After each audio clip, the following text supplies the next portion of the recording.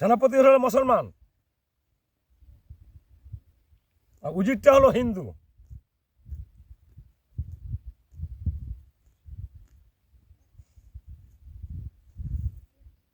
থাকতে থাকতে থাকতে থাকতে 1-2 মাস পর রানী খুব অসুস্থ, বাঁচবে না।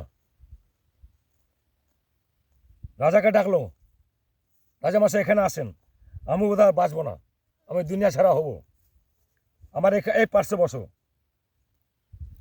সেনাপতি মীর কাসিম, তুমি আমার কাছে বসো, আমার দুঃখের কাহিনী আমি বলে যাই।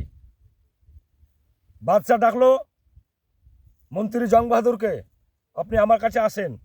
তিনি হিন্দু, সেনাপতি মীর কাসিম মুসলমান, ও রানীর মন্ত্রী থেকে সেনাপতির দাম বেশি।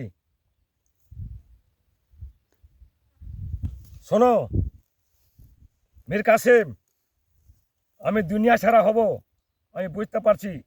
আমার আপন দুলাল আমি তোমার হাতে তুলে দিলাম, এদেরকে স্বশিক্ষা করে বাদশাহীতে বঠিয়ে তবে তুমি ছাড়বা।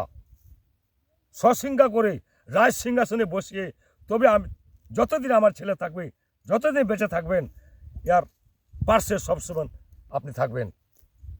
কার হাতে সবল ছেলে দুটা? মীর কাসিমের হাতে। জং বাহাদুর রেগে উঠল, আমিও তো উজির, আমার হাতে তুলনা দিয়ে একটা মুসলমানের, কিন্তু বাদশাহ রানী হিন্দু, সফেদুল্লাহ মুসলমানের হাতে। তো জং বাহাদুর বলছে যে একটা মুসলমান হাতে আপন দুলাকে তুলে দিল, এটা আমি মানব না।